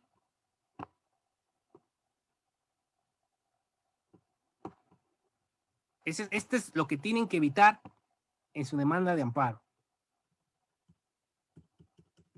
Ineficacia por afirmaciones y sustento ni fundamento. Quiere decir que ustedes hicieron conceptos de violación muy escuetos. Por ejemplo, antes acostumbraban nada más pegar, el acto reclamado no está fundado ni motivado, y pegaban pura jurisprudencia de fundado y motivado. Pero pues no explicaban el por qué. ¿Por qué no está debidamente fundado y motivado? A ver, explícame qué no hizo la autoridad responsable, porque pues es fácil que generalices que toda la sentencia no está fundada ni motivada, pero explícame por qué.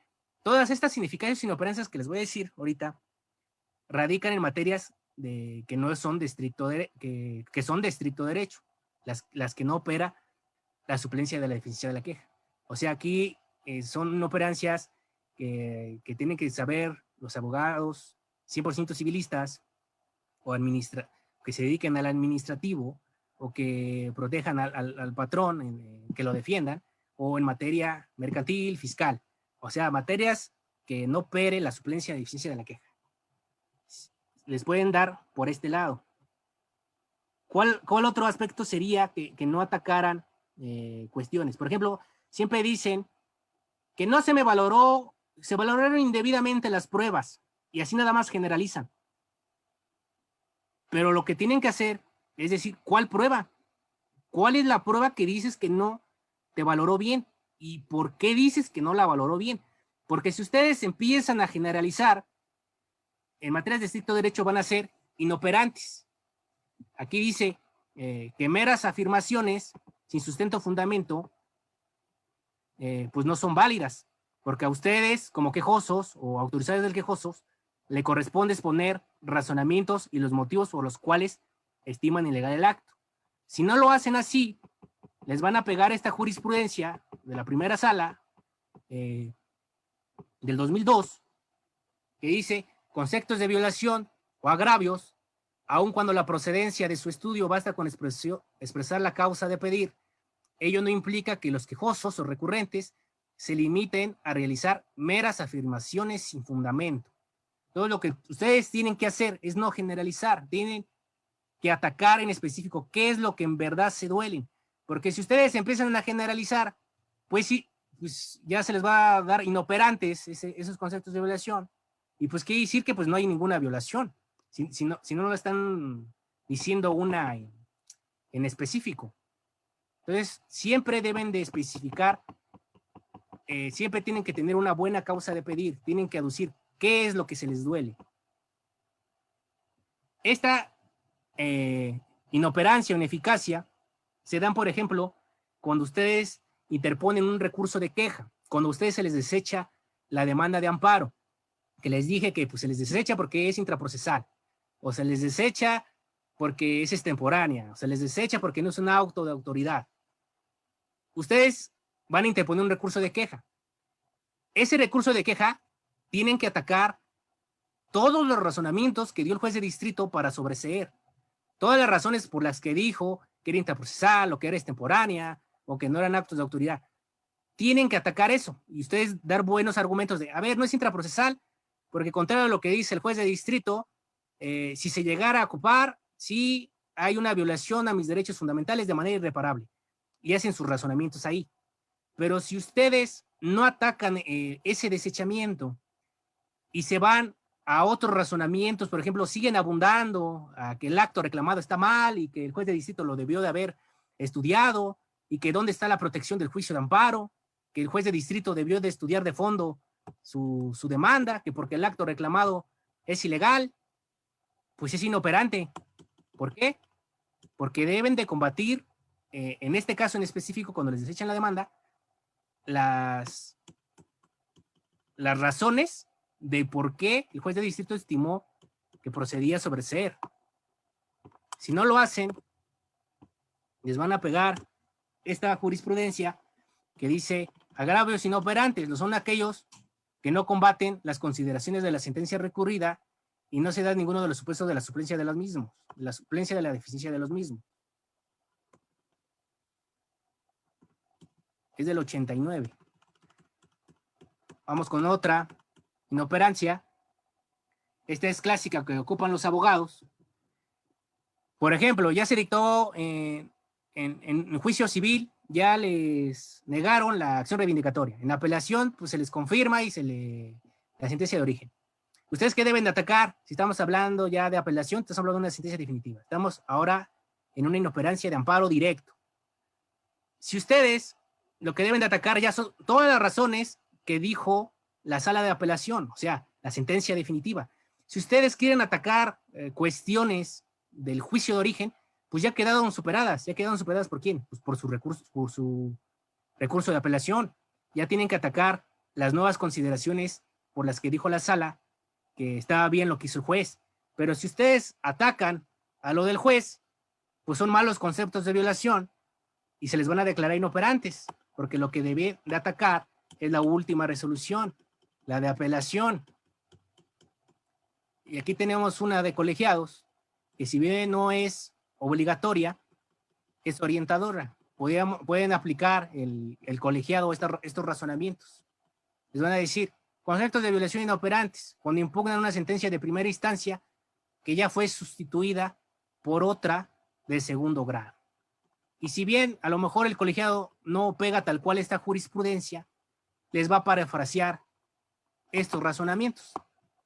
Y va a ser válido, porque pues ustedes ya no deben de atacar la primera, pues esa ya quedó superada por la de apelación. Hay otra inoperancia que conceptos de violación inoperantes por incompletos. En sus conceptos de violación deben de atacar de manera completa lo que ustedes les duelan. Por ejemplo, si son 5 pruebas que las valoró indebidamente, que no las tomó en cuenta la sala y ustedes se dolieron de que no las analizó el juez de origen, y en la apelación ustedes interpusieron agravios y la de apelación estudió los 5, pero ustedes en sus conceptos de violación solamente se duelen de una y no de las 4, o se duelen de la mitad de una, por ejemplo, se duelen de una pericial en grafoscopía y también fue en grafoscopía. Pero ustedes nada más como que se duelen de la mitad, como que el perito no dio bien su método de estudio por la que dijo que la firma no era.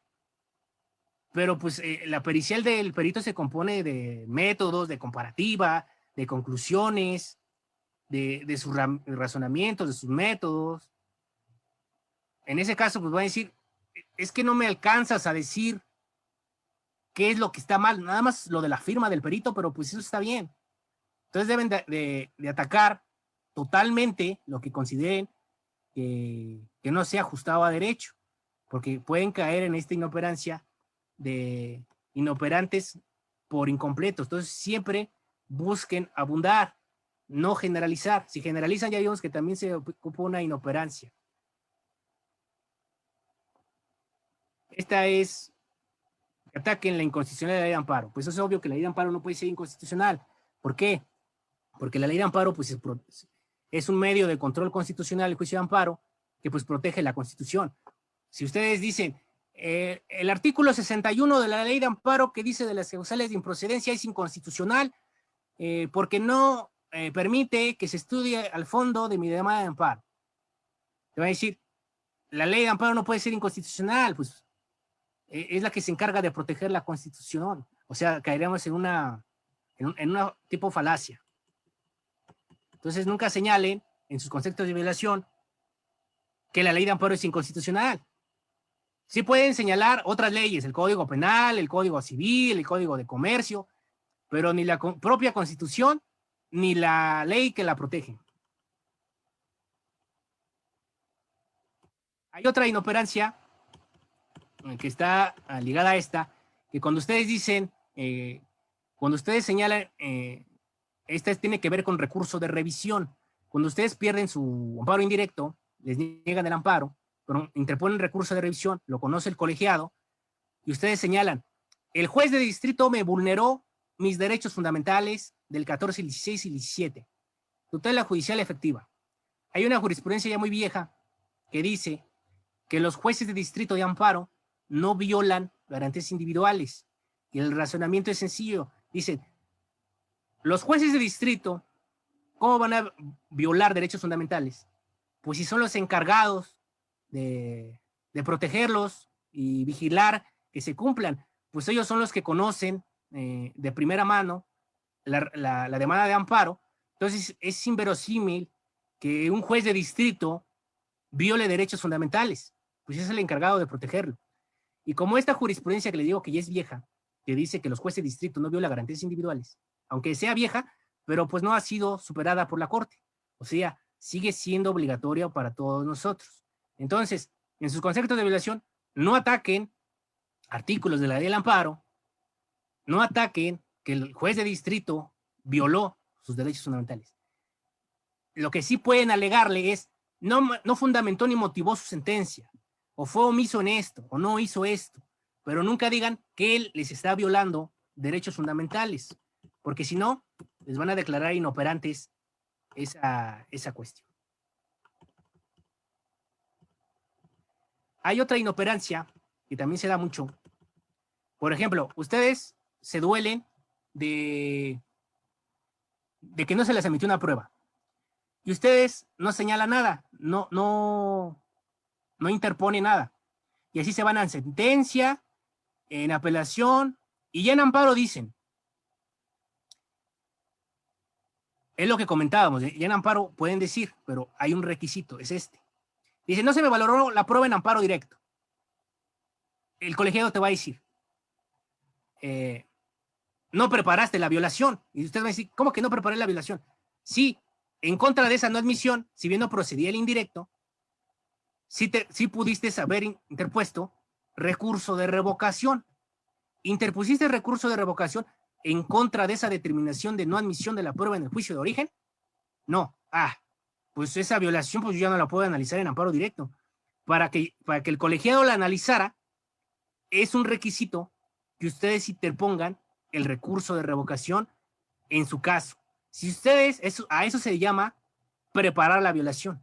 Solamente así el colegiado va a estar en actitud de analizar la sentencia de revocación. Si no, no va a poder analizar eso y ahí radica otra inoperancia. Esta es otra inoperancia que es ineficacia de los conceptos de violación que controverten cuestiones accesorias. Esta se da en materia mercantil. Siempre procuren combatir las consideraciones principales. Si quieren apuntar aquí la jurisprudencia 19-2009.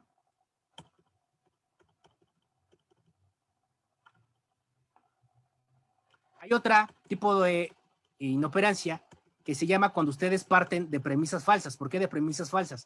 Por ejemplo, en sus conceptos de violación dicen, la autoridad responsable no me valoró esta prueba, o no valoró esta actuación, o no me notificó. Y del análisis de las constancias se desprende que sí la valoró, sí la emplazó y se hizo todo lo contrario, lo que dice el quejoso. Ahí se dice que parte de premisas falsas y como parte de un razonamiento falso, pues es inoperante. Entonces procuren tampoco caer en las mentiras, en sus conceptos de violación. A lo mejor no caen en mentiras, pero a lo mejor por los machotes, agarran machotes y se les va un machote de otra demanda y se les va en esa. Entonces el tribunal o el juez de distrito va a decir, todo esto que dice, pues yo no lo veo.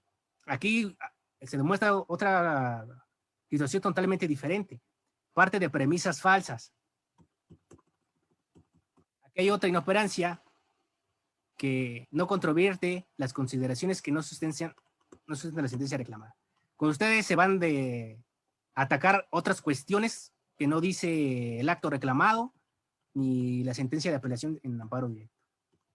Hay otra inoperancia que esa radica en los abogados civilistas que interponen recurso de apelación y les gana el tiempo y lo que hacen es copiar los agravios de apelación, copian, cambian datos, ponen los requisitos de la demanda de amparo y dicen, aquí están mis conceptos de violación. Nada más cambian como entradas y dicen, aquí ya está mis conceptos de violación. Pero no, el colegiado pues obviamente les digo que va a analizar todas las constancias, va a analizar hasta sus agravios. Si se percata que los agravios y los conceptos de violación son iguales, todos se les van a declarar inoperantes. Van a decir inoperancia por reiteración. ¿Por qué es esta inoperancia? ¿Por qué va a decir el colegiado?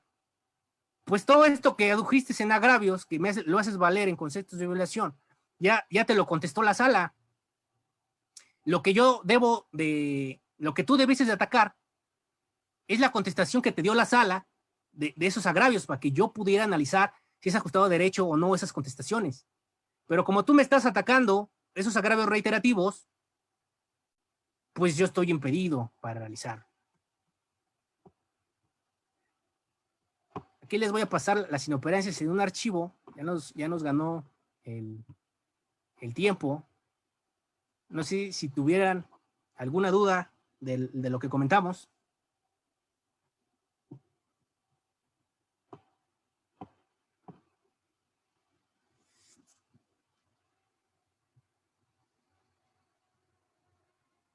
¿Alguna duda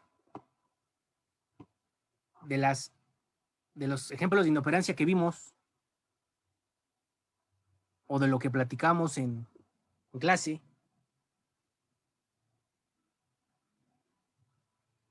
Las diapositivas me parece que se las van a pasar y los demás archivos.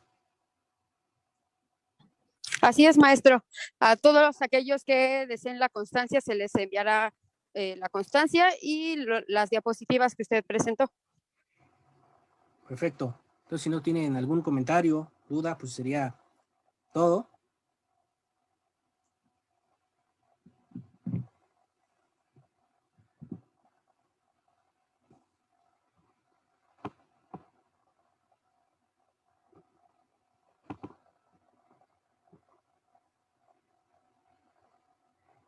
aquí hay una que dice, ¿qué pasa si no promuevo una apelación y me voy a amparo directo? Pues no agotaste ese principio de definitividad y se te va a sobreser. Te has obligado a agotar el principio de definitividad, acuérdate. Son los principios rectores. ¿Alguna otra duda? Si no, ya cerraríamos. Bueno, entonces sería todo. Como usted me indique, maestro. Sí, a ver, ¿qué otra duda? ¿Es absolutamente necesario escribir el texto de la tesis en las demandas de amparo o es suficiente el puro rubro? El puro rubro, de hecho, en sus demandas de amparo, procuren siempre fundamentarlas con jurisprudencias de la Corte, ya sea del Pleno, de la primera o segunda sala. Acuérdense que esas son obligatorias para todos nosotros. Si ponen de colegiados, pues no son obligatorias, les va a contestar el colegiado, pues es uno de la misma jerarquía, no es vinculante, pues no le voy a hacer caso. Yo tengo mis propias jurisprudencias. Entonces, procuren poner jurisprudencias de la Corte. Nada más pueden ponerle rubro. ¿Quién es el que tiene que examinar si aplica o no? Pues el colegiado. Pero pues tampoco llenen, he visto demandas de como de 300 hojas de pura jurisprudencia y de colegiado, es peor. ¿Alguna más? ¿Cuál sería un buen concepto de violación? Pues el que no, el que no caiga en todas en estas pocas, en las 8 inoperencias que vimos o 9, es un buen concepto de violación. Un buen concepto de violación es aunque ya te digan, es infundado. Pues qué decir, ya vas a estar tranquilo, decir, no gané el amparo, pero sí me contestaron. Porque si tú ves que en tu demanda de amparo te los calificaron como inoperantes o ineficaces, que dice que pues no te dieron respuesta alguna, te van a pegar estas jurisprudencias que te mostré y sin ninguna contestación. Hasta ahí. Ya si te declaran, es infundado el concepto de violación del que tal, tal, tal. Ya formaste no tuviste razón, pero formulaste un buen concepto de violación. El chiste es no caer en la inoperancia. Ese es un buen concepto de violación. ¿Alguien más? Creo que ya fue todo.